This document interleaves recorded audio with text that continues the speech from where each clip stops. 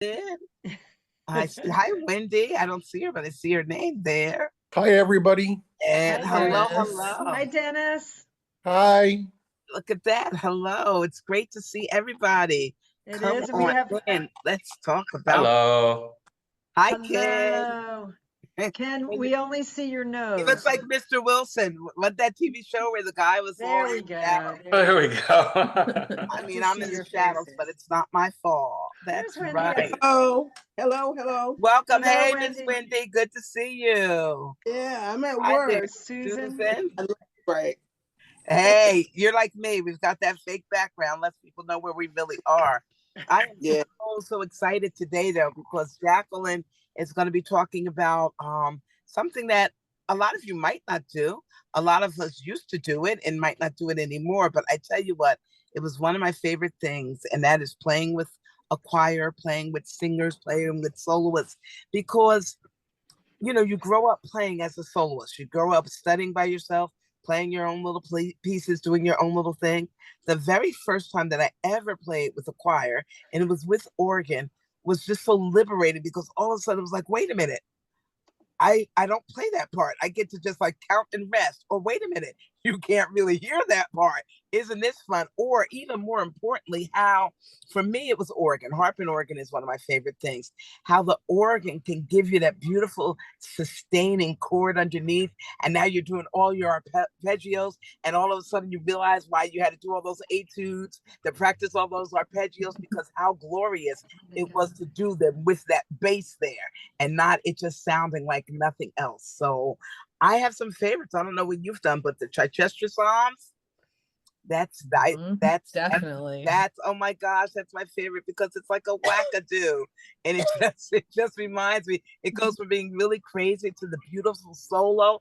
How many? I see some of you. Any choral players here? Anybody's played with their choirs, with their groups? Yes, Yeah. Robin. And I just find it really liberating and a chance to really feel like part of the group. A lot of you are playing at your churches and you're playing in, say, the what do we call it, the praise music or the beginning section of everything. And even though this isn't the music that Jacqueline will be talking about, everything she says can be incorporated into what you're doing, even in these bands, and gives you some ideas about how to make the harp really stand out and you not working more than you should. You know what's was really fun for me is I haven't been playing as much since I had a wrist injury a few years ago, and I joined a choir, and we did a couple of really heavy harp pieces, and it was really great to sing the parts. It made a difference to me to be in the choir and be singing that part as opposed to be sitting at the harp. You get a whole other perspective. Have you done that, Christina? Have you ever sung in a choir that's done, or you're always the harpist? I have sung in choir before, but never with a harpist. I can imagine that was a really like I'm kind of a control freak personally, so I would maybe be like wanting to get down there and play. But I bet that was a really cool experience to get to be on the other end. I'm a singer and I've sung Chichester Psalms and the Foray Requiem. Oh my gosh. Yes. Fun pieces. I have to tell you, it's much more relaxing for me. It was singing the ceremony of carols than it was playing the ceremony of carols. So it was wow, the ceremony carols, love it. You know, and one of the things, I mean, I was talking to my dear friend on the way here, and we're talking about how many of you. So this little babe, da da da da da da da, going real fast, and you practice, and you've got it, and then you get to the choir on the top of the hill in some strange place, be quiet, some strange place, and they're singing this little babe, and you've got to flow, and it's so hard, right, Robin? It's so hard to change that. But that's one of the reasons why playing with groups of people really, really improves your musicianship, because you start to realize, wait a minute, it is about the tempo and the count.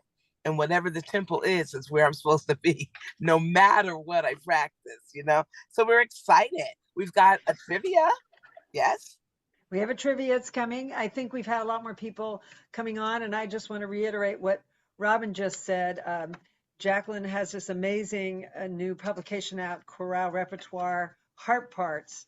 And even if this is not the level you're playing at, there's so much you can get from this. And I also want to mention that many of you that do play in your church choir or whatever choir, you don't even have to be playing the for requiem per se, although that actually has some nice parts that I know many people can do. But just to be able to have a part to play with an orchestra that's playing with a choir, if that makes sense. If your church or synagogue or whatever, your community orchestra has a part for you, or you can write a part that you can play with the choir, it's really a wonderful experience to have voice mixed with harp. And I think generally, I know a lot of us enjoy playing with others, and that doesn't happen very often, as often, I would say, with harp. It's not like you have, oh, I'm going to rehearse with my harp quartet.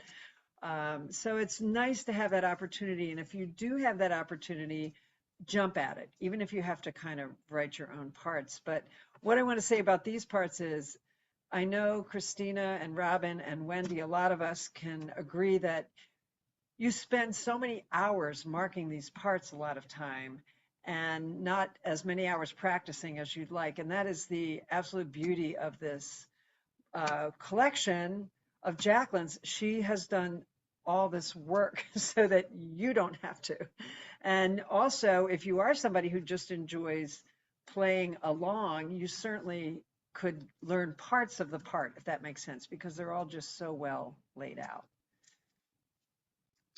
How many of you have played with the choir? Just, I don't know, that thing at the bottom, reactions, just show of hands. If you hit show of hands, you can hit I know, or how many of you have sung with a choir that has played a part with, played a piece that had a huge harp part, like the Fauré Requiem or the Brahms Requiem?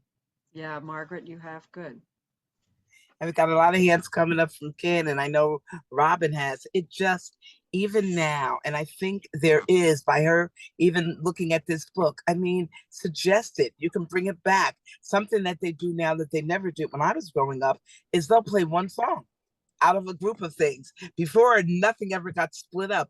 But you have an opportunity as you look through her book and hear some of this music and say, oh, wait a minute. We could do this. I could play that, because some of the pieces don't require a whole lot of skill playing. Like some of them, I mean, I think the Furry Rec, right? Da da da da, 1 and 2, but you just have to know about it. So I'm excited for her to come and tell us about all this music. I really am. And if you don't have the PDF, Christina, who is helping us out today, thank you, Christina. Katie is off today, so Christina has stepped in. She is going to put it in the chat, the PDF.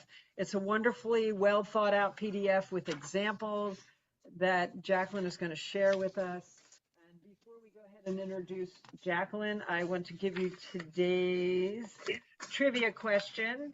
Today's trivia question is, it's a little tricky, but you have to earn that mug for sure. So it's, what do the Brahms Requiem and Fauré Requiem have in common? Peter may get this. Hi, Peter. What do the it's a little tricky today, I will admit. What do the Brahms Requiem and the Fauré Requiem have in common? All right, so we're going to get things started with Jacqueline. Once again, if you just got on and you need the PDF, it will be in the chat. You can go ahead and print that out while you're waiting there. We'll have Jacqueline, we'll talk about her PDF, go through it, give us some wonderful samples, and then we'll have a Q&A. And we've asked her to play a piece at the end, and my goodness, it's one of my favorite pieces, one of Christina's favorite piece, a beautiful harp piece. So yes. You do not want to leave early. yeah, And, you'll be in for a real treat. So, yeah, Ken, you're gonna have to think harder. So let me introduce Jacqueline. I know my assignment well. When we have someone organized, and just like, I mean, MJ said it right. I applaud anyone who's going to do the work and write it out for me, figure it out for me. It's the best, because It's enough to just be practicing. So Jacqueline, she's an American harpist known for her sensitive performances, dedication to teaching, and beautifully crafted compositions. Y'all, that don't even sound like me, right? So we're gonna stop that. Here's what I want to tell you about Jacqueline. I tried Jacqueline. Y'all can read it. It's also included in your PDF. She has done for us teachers and even for students who aren't students, and aren't we all students, her YouTube, the collection of the pieces that she has on YouTube, you must look at, you must look up, because it is a way, as you're learning and practicing a piece, to see exactly how it's supposed to be played, to see her interpretations. You have the leeway to add your own, but what a great resource as you're trying to learn a new piece, to know that that YouTube channel is up there. And even better than that, she offers coaching on any of the pieces you want. So you could call her up and have a coaching session and be on your way along with the YouTube. So Jacqueline, I see you're up and you're ready. Everybody, the PDF is there. Let's get started. Okay. All right, great. Thank you so much. Thank you to MJ and Robin for having me. It's really great to be here, and I appreciate this chance to talk with everybody. So I'm a harpist based in Baltimore, Maryland, and I perform as a soloist with my trio with various orchestras and ensembles. And I also get the chance to work with a lot of choirs, which I really enjoy, and obviously we're going to be focusing on that today. In addition to those things, I teach quite a bit, both in person and online. I also compose and arrange music, and I have various publications. They're available through a lot of different harp distributors, including the Virginia and Atlanta Harp Centers. And of course, many of you might know me through my YouTube channel, as Robin was just so kindly talking about. And I really look at that as a way to share so many of these different things that I'm doing with everyone. And I quite enjoy that, although once in a while I am filming and I do get a little frustrated that it's not going more smoothly. I think we all have that. So in talking about choral music, personally, I really love working with choirs and vocalists, and I think a big part of what I like about that is the balance between the harp and the voice. I think they're really complementary because there's such different sounds and such different timbres, and so it can be really a beautiful collaboration between the two. And I've played with all different sorts of choirs, many different sizes, a lot of different settings. Like many harpists, I've played the Britten Ceremony of Carols many, many times, a beautiful piece that I always enjoy.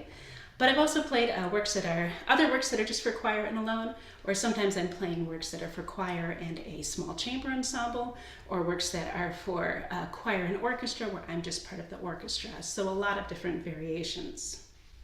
And some of these might be a really big work on a concert series, and other times it might just be accompanying a small church choir on a Sunday morning. So there's a lot of variety, which is really fun. And of course, many of you might have played with choirs, all different types of settings, and pedal harp and lever harp, and lots of different options there. So I thought I'd share a few kind of general thoughts about playing with choirs and how to be really well prepared for that situation. I think, as with any ensemble preparation, it's important to be really well prepared with your part, to have it very much in your fingers and your ear and everything, so that when you go in to rehearse and perform, it doesn't feel new or like you're still having to kind of work things out or think it through as you're rehearsing and all of that. And of course, as with so many ensembles, I think listening to recordings is really important so that you have a sense of what the choir is doing and the other instruments if there are any. And important to be ready for rests and entrances and able to kind of incorporate all of that. And one interesting thing about playing with choir is that I think the role of the harp can really vary. I mean, sometimes you might be accompanying, like playing the lines of arpeggios underneath the melodies that the choir are singing.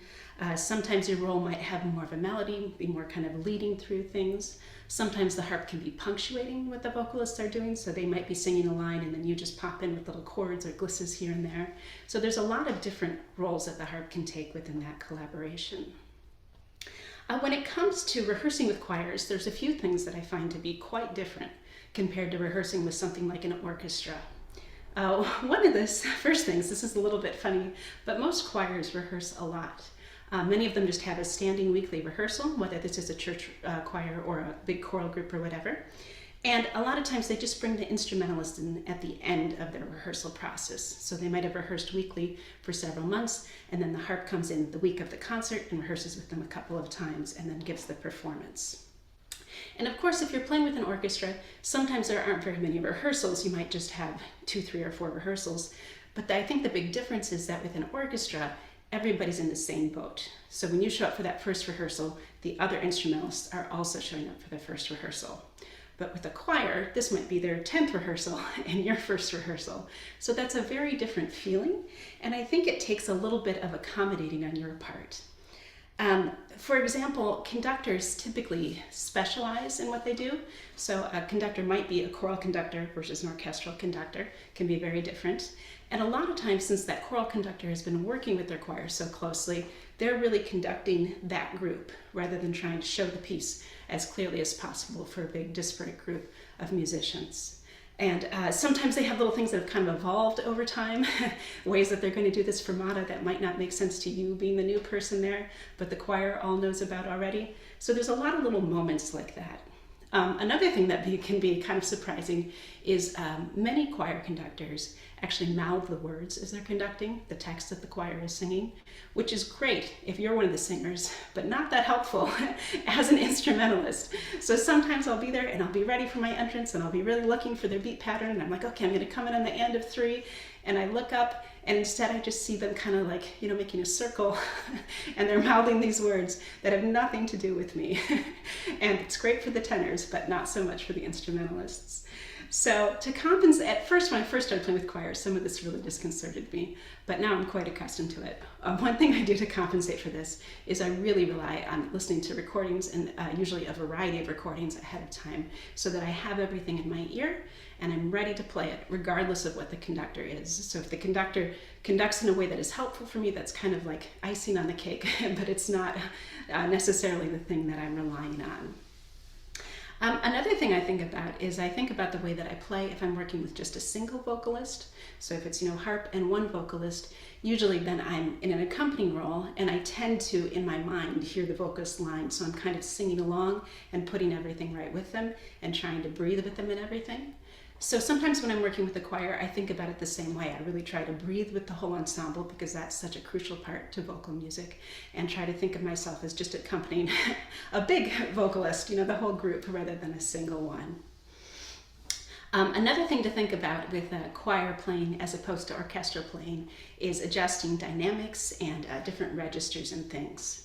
One really interesting thing about choirs is that their size can vary so greatly. So you could go to play with a choir and there might only be 8 or 10 people, or you might show up and there's 200 people in the choir. Like, it's just a huge range, and then everything in between there. So of course the dynamic level at which you play also needs to vary, but choirs can perform in so many different spaces. I mean, many times they're playing in churches, but they could be in a concert hall or a community center. So the acoustics of the space really varies as well. And then sometimes the different registers might ring out more or less within that space or within the number of people singing in the choir. So there's all of that to adjust to. In an orchestra, typically I'm just focused on playing forte. That's kind of my default, and then I adjust some from there. But mainly I'm trying to play loudly to be with the orchestra. But with the choir, I find that I use a much bigger range of dynamics and colors and everything to my sound to really balance that. So those are just kind of some general thoughts about playing with choirs. Next I'm going to have a sip of tea because my throat's getting a little dry, and I have my mug here, my Hanging with the Harp mug. And Jacqueline, I just want to say, I don't know how the rest of you feel, but thanks for putting it into words. I always wondered, or I never really thought, I should say, about why playing with a choral conductor was a little more challenging. But you're right, it's all the things you pointed out are so true, how they're concentrated more on a much different aspect of playing than we're used to. So it was kind of nice. Oh, there's a reason it's a little bit more challenging.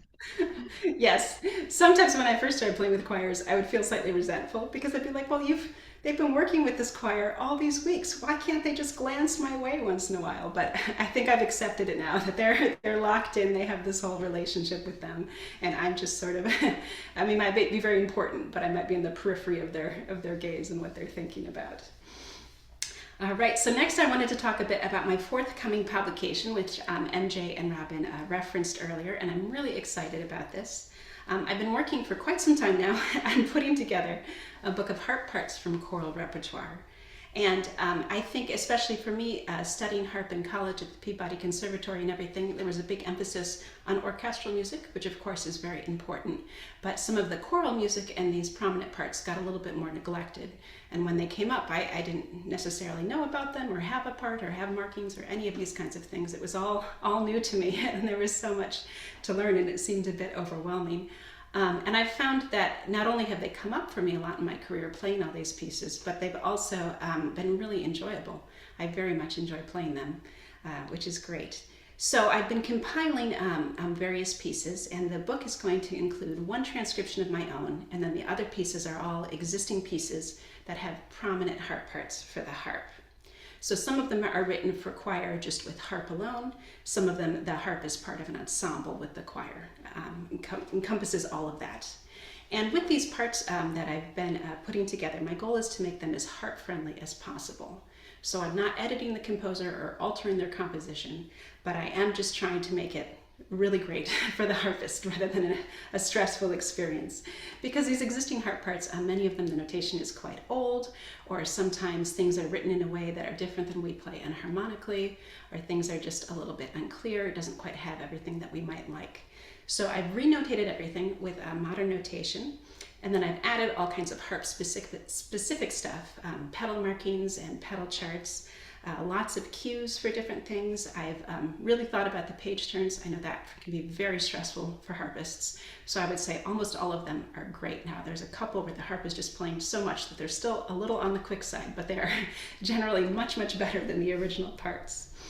And then for each of the pieces, I've written a short introduction and some text about the piece that includes some, kind of quick facts, how long the piece is, when it was written, what movements the harp plays in, but then also gives some background information about the piece, some notes on ways harpists might perform it or what's particularly tricky about it. So trying to give everybody a nice introduction to each piece and really give some helpful information. And then for a couple of the pieces, I've included more than one version. For some of them, there is something where the harp is within the piece, but the composer made two different versions, like the Duraflay Requiem. There's a reduced orchestral version and a full orchestral version. So both of those are in there separately, so that you've got everything you need, hopefully. That's the goal. And so today I wanted to look at a couple of pieces from the book in a little bit more depth. We're going to start with Fauré's Requiem. And Fauré's Requiem is a really well-known and a really beloved piece, and probably many of you have heard it or played it or quite enjoy it. Of course, a requiem is a mass for the dead, and Fauré actually worked as a church musician for much of his career. And he, the story that I read, because I did a lot of research on all these pieces, it was quite fun, but he apparently got really bored playing the same funeral music over and over, time after time, as a church organist. So he thought he could write something a little bit more interesting, and he wrote the first part to this requiem. And he didn't let the priest who was going to be presiding over the funeral know. It was just like a regular funeral, and Fauré just went in and played his new composition. And apparently the priest was both quite surprised and simultaneously unimpressed, and felt that there was no need for anything new. But luckily, Fauré was undaunted, and he kept going and expanding the piece into the 7-movement work that we know today. And the harp only plays in 3 of the 7 movements. It's really prominent in those 3 movements, but not in all of the movements within the work. And I put 2 pages in your handout. One is the Pie Jesu, which is a beautiful movement for solo soprano, accompanied very kind of lightly by the orchestra. And the other is the first part of In Paradisium, which is the last movement of the work and very angelic. And I wanted to put these in to just kind of show how everything is looking with the notation and everything. So if you're looking at the Pie Jesu, you can see that there's a pedal chart right off, so you know where your feet should be. And then there's a lot of cues. Personally, when I'm working on an orchestral or a choral part, I'm always writing in cues for myself because they're so helpful. So this was quite satisfying to just be able to notate them in with the notes and the rhythm and the text, all of those things right there, rather than my usual pencil scrawls all over the page. And you can see that a lot of the cues here are for the soprano solo, and at the end the harp is really accompanying the solo soprano on the last line at E, so that's all in on its own staff, so you can really rhythmically line that up and be ready for that. And then we'll take a look at the In Paradisium, and then I'm going to play a little bit of this one. So again, we're starting on this page in Paradisium with a pedal chart, and we've got cues with the organ, Quite important because the organ is playing the figure that the harp is going to play when the harp makes its entrance. And then it's always a little bit of an odd entrance where the harp comes in this movement because it kind of just tucks into everything. So I've put a lot of vocal cues there to lead into that. And then you can see further down the page, there are all of the pedal changes. I've also included courtesy accidentals. For example, in the last measure on this page, there's the E natural, but then there's also the natural symbol notated within the measure so that you can see why you're moving the E, that's your first E back to natural. So a lot of information like that. And I thought I would just play a little bit of this for fun. It's so beautiful. Of course, it's strange not to have the choir, but maybe you can hear them in your head. So you can take another sip of tea and then play a little bit of this. This is really beautiful. And just, I mean, I'm looking at this, I'm like, oh, I think I'll take these calls next year because just having all these cues is amazing. That's great.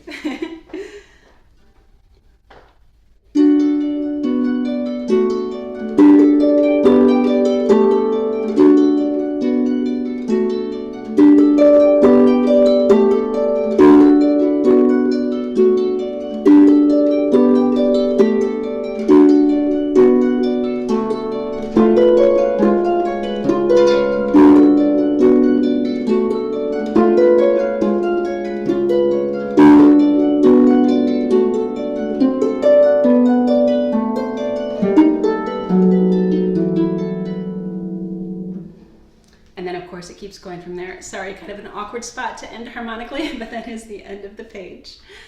Really good. I just want to see if there were any questions relating specifically to 4A before we keep moving forward. Looks like we are okay. Yep. All right. Excellent. Looks like we're good. Yeah, keep going. Nothing in the chat right now. Great. So then the other piece that I wanted to look at today is my own transcription. So as I mentioned before, all of the pieces except for this one are standard pieces within the choral repertoire, but this one is one of my own transcriptions. And this is by Lily Boulanger, who is a composer that I really love, and I just really love her music, and I'm always so happy to get to play it. So Lily Boulanger was a French composer, and she was the sister of Nadia Boulanger, who is probably the more famous of the two. Nadia Boulanger was really known as a composition teacher in Paris. She taught many of the luminaries of the 20th century. It seems like everyone had the opportunity to make their way to her home and study with her there, maybe just for a lesson or maybe for a longer time. But Lily was her little sister, and Lily studied composition at the Paris Conservatory. And she was actually the first woman to win the Prix de Rome composition competition, which was very, very prestigious, and it was quite impressive that she managed to do that. Nadia, when she was at the Paris Conservatory prior to Lily, tried to enter and win the competition, but she didn't really get anywhere with it. And it seemed like it was just kind of a sexist competition where men always had won and always would continue until Lily came along. So very exciting for her. And Lily actually played quite a few instruments. She played the piano and she sang. I believe she played the violin or the cello. She did also play the harp a little bit, which is very exciting. And she took some lessons with Osselman, but she didn't compose much for the harp in her compositional work. So that's why I've been kind of a little bit on a mission to transcribe some of her works. And unfortunately, she died very young. She was very sick, and so she didn't have a chance to compose all that many pieces in her short life. So I transcribed one of her solo piano pieces for harp a couple of years back called Trois Morceaux, or Three Pieces. And I think her music is kind of in an impressionist vein. So it's really beautiful, but also really chromatic, a lot going on in that. If you're interested, like so many things, I do have a YouTube video of that piece, the Trois Morceaux.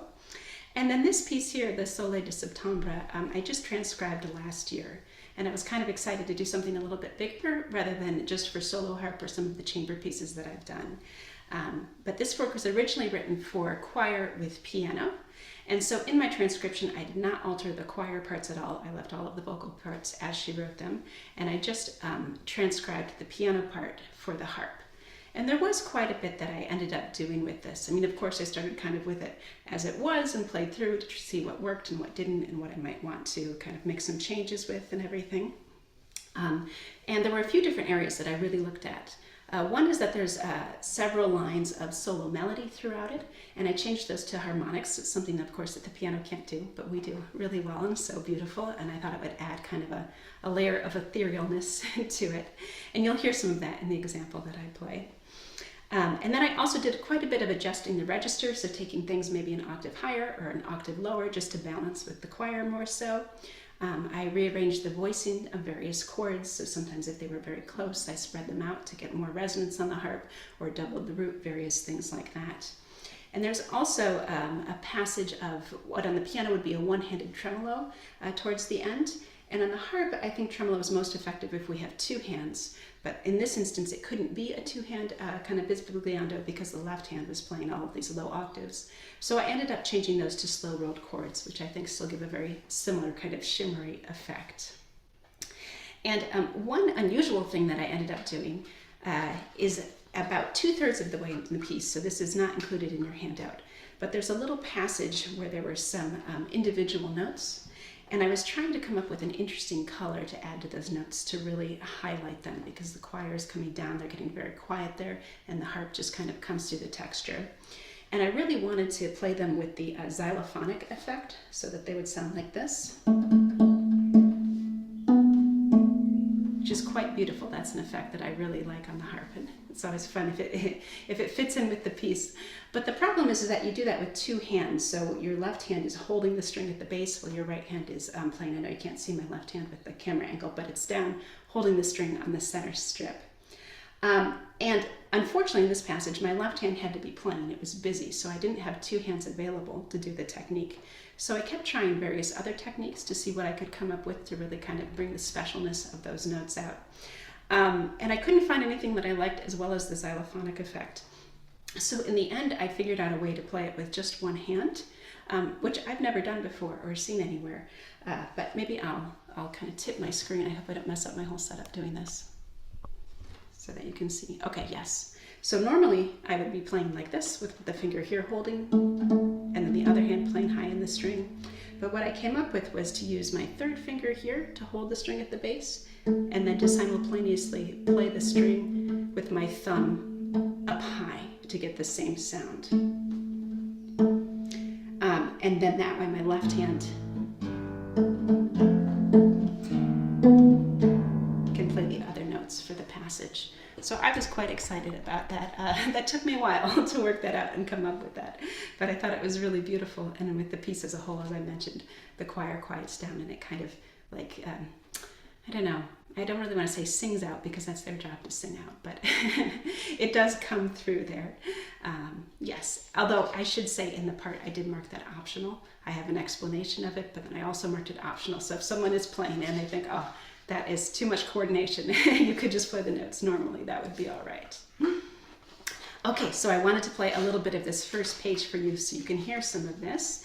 And again, it's a little bit strange to have it without the choir parts here. The first page, the harp starts solo, and then the choir comes in at rehearsal letter A. So I'll just go ahead and play this first page where you can hear the harp melody with the harmonics and everything, and all of these triplet figures accompanying.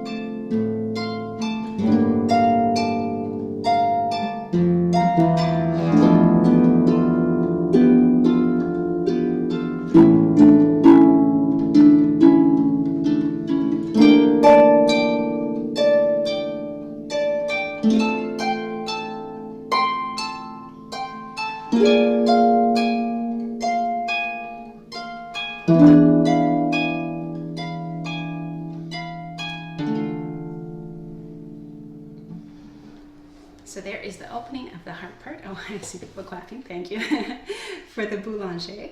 And again, you can see some of the notational things that we were talking about with the foyer earlier. There's the pedal chart at the opening and all of the pedal markings throughout. There's some fingering in the first measure, just a suggestion, but an option for fingering for that. Also, I put in one thing that I always mark in my music. Just up above the initial pedal chart, you'll see that it says low D natural, meaning that your lowest D string, your 7th octave D, should be tuned to natural. And I did that with all of the pieces whenever those low strings are tuned to something in particular. Very useful information to have.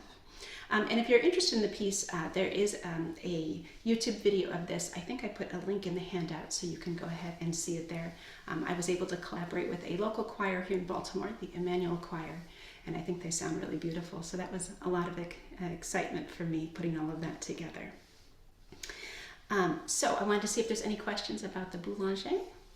So Jacqueline, Peggy was asking, what software do you use for your arrangements? How do you put your pedal charts in, all that kind of stuff? What kind of software do you use? Yes, so actually I own both Sibelius and Finale. And I find that Sibelius is a little bit more user-friendly, so a lot of times I use that for quick things, like if I'm just trying to write out a quick exercise for a student or something, I do that in there. But for things like this, where I want it to be really highly specific and I have a lot of detailed things to put in, I use Finale, and so that's how I was able to do all of these harp-specific notations. Finale actually has ways to put those in, although sometimes you have to look up things, tutorials and steps to get through all of it. It's not always completely obvious. And I don't know if everyone here is following music notation software gossip and news and everything, but last fall Finale announced that they wouldn't be continuing to develop their software, which was really just very shocking. Everyone was kind of quite taken aback by that. So I'm not sure what I'm going to do. I'm still using Finale for now. It still works, but they're going to stop updating it. So at a certain point, it's not going to be an option to continue with that. I'm thinking of switching to Dorico, which is the software program that has partnered with Finale to kind of be the new successor. But we'll see if that works out. I am a little bit depressed about having to learn yet another software program. I see some nods. That's because I felt like I was finally just getting really good at Finale, and I had watched so many videos and all these things, and I was like, I've got this down, and yeah, well, I guess that's the way these things go sometimes. But yes, in general, I find that with software programs, the basics of notating, getting in your notes and your rhythms and your dynamics, all of that, doesn't take me all that long, but sometimes these little details are the thing that take ages, where you want to put in some really bizarre notation or something, and there isn't a standard way to do it, and then you have to look up a workaround, and if you put this plus this, and then you enable this option, and so it can be very time consuming, certainly. Wonderful. Do you have any sneak peeks you can share with us about new videos you have coming up in the future? Oh, well, I did just record a video of Sophisticated Lady by Duke Ellington. Ooh. So primarily I'm a classical harpist and I love classical music, obviously, but I do really enjoy a lot of music from the Great American Songbook. And I have a lot of old arrangements, things that I think might be out of print and stuff. I'm not really sure how I acquired quite all of these, but sometimes people give me music collections. I have a lot of music. So I found this great arrangement of Sophisticated Lady that I just recorded over the weekend. So I think that will be coming very soon. And then I have some of my inspirational videos for young harpists. I think probably many of you are familiar with those, where I play beginning and intermediate pieces. So I recorded a batch of those recently too. So those are coming up as well. So I just want to say it's so clear how much thought, careful thought you put into all of this, and how you're going to make many harpists' lives so much easier. Seriously, really, when many of us get those parts or we have them tucked away and we bring them out and we see something new each time as we get more advanced, but to have you do all that work is amazing, and the creative work too. And I love your introduction, not just today that you shared, but in all of your videos that you do on YouTube, your educational videos. It's always so interesting and fun. You always have like that, that one tidbit. But I want to mention, Jacqueline, too, that on your webpage, you have two web pages, the Jacqueline Pollauf that has a composition page, which you really need to check out because all of this careful, clear thinking that Jacqueline is putting into this, she has on this page, not just in transcriptions, but she also has pedagogy books that are amazing because it's that same way that you approach things with this just approach detail, attention to detail, which is always the part that bogs me down the most when I'm trying to learn something. And I forgot to mention this when we were talking beforehand, but do you have could you talk a little bit about Harp Inside Out? Forgot to ask you about that. That is another website that's so wonderful. Yeah.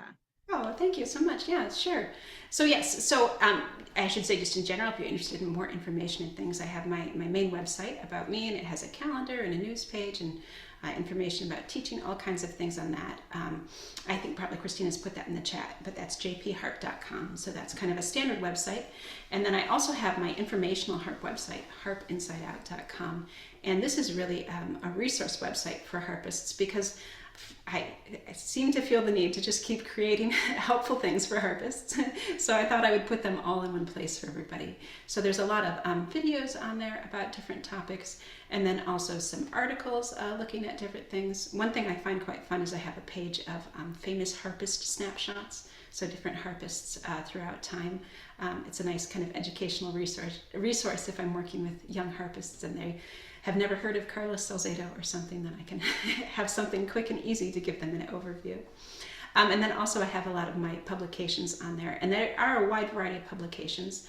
There are some solo pieces and some transcriptions and things, also some chamber music, some pedagogical music, like MJ was just mentioning. I have a book of pedal exercises to work on moving all those pedals, and another book of harmonics for all of the fun of playing these various combinations of complex harmonics.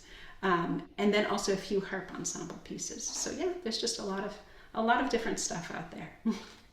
Do you have a favorite piece you like to play with choir? Is there one that kind of stands out to you? It's hard to say an exact favorite. I really like, this is going to be in the book, it's a little bit of an unusual piece, but by Gustav Holst. He wrote a piece called Choral Hymns from the Rig Veda. And it's a set of 4 short pieces for harp and women's chorus, so similar instrumentation to Britain's Ceremony of Carols. And it's really beautiful. They're kind of otherworldly. And they are a bit challenging, but I think well worth the effort. And unfortunately, those don't come up as much as some others. The Foray that I was playing, I love. I'm always happy to play that, but I have played it many times. And sometimes it's fun just to do something a little bit different. Wow, well, the hymns from the Rig Veda, that's a major piece that I wish I had your markings for when I played it, because that's a real powerhouse piece. It is, and you're right, it's not as well known. But I just want to tell you, we're getting all these wonderful comments on the chat, hopefully, that Karen says your pedagogy books for rhythm, glisses, harmonics, pedal exercises are foundational. Oh, yes. And Thank June you. says you're her go-to for La Gimlet, which is wonderful. Just all these wonderful. No, they really are. And Yeah, and do you, for the harpist, so you do a lot of this choral things. What do you do, or what do you find as you're playing? Do you have any tips for where and how a harpist should position himself to be heard? You talked about orchestra. Yep, so I'm double forte all the time. How, when you go to that first rehearsal or you're there, do you have any tips for them? It's almost like, what would you say to harpists who haven't done this a lot and they're going out there? How do they know when to hold them and when to fold them? Because sometimes it's that kind of thing. Do you have any examples? Yes, that's a really tricky thing because choirs can be configured in so many different ways. And as we were discussing earlier, they can be very different sizes. But then frequently, if you're somewhere like a historic church, there's not that much space, or maybe there's all these steps or like a baptismal font in the way. I mean, there's many challenges that you don't have on just a regular concert stage. So usually I go in planning to be flexible. I mean, one thing is sometimes with students, when we're working on ensemble playing with conductors, I'll have them practice looking up at the conductor so that they're getting used to that. So if you're doing that kind of thing for choir, I would practice looking in all directions because you never know where you might end up. Sometimes I end up, like if the choir makes a semicircle of some sort, I end up right in the kind of the middle of it with them sort of cradled around me. I really like that because then I feel like the sound is very balanced. I can hear them well, and then as we come out, you know, the harp isn't way off to one side or something, so it's hopefully a balanced sound for the audience as well. Sometimes it is best just to kind of be at the end of the line of all of the choir. I think frequently if the choir is going up on risers, I tend to be a little bit lower, and as long as it's a resonant space, I don't mind that if I'm on the floor and they're up on an altar or something, because, you know, if you're on a stone floor or something, the sound is still going to come out. So that can be really tricky. Usually the first thing I do when arriving is find the conductor and start discussing where they thought they might put me, and whether it looks good and whether it's enough space, whether I have suggestions. But probably my favorite is to be right in the center. We just got a comment that just blows my mind, Jacqueline. We used your how to replace the pedal rod video as well. I can't believe you did a video on that. Well, actually, that was an opportunity video. One of my friends broke a pedal rod on his harp and he wanted help with it. So I said, this was quite a few years ago now, but I said that I'd be happy to work on it if I could make a video at the same time, because it doesn't happen that often. And I certainly didn't want to unnecessarily change a pedal rod. But that was a very intense video to make, because as you might know, you have to have the harp on the side and the bass off, and you're going up into the column and everything. So I think at one point I was like filming in one hand and I had a screwdriver in one hand and I had like a flashlight in my mouth trying to like illuminate what I was doing. And that one took a long time. I had to do it probably when you were toddling around. I had a pedal, and I remember using Carl Swanson's book. I think it would be much better to have a video. So.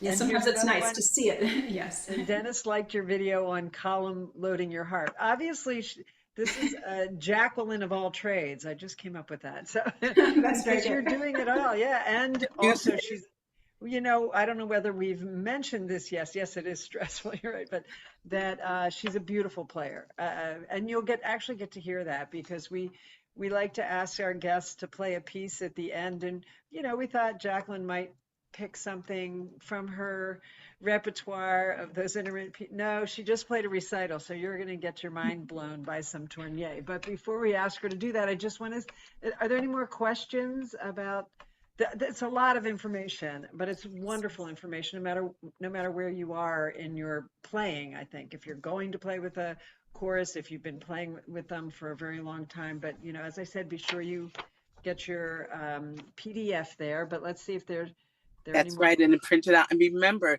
that you're able to do this, and you're able to watch this over and over and over again.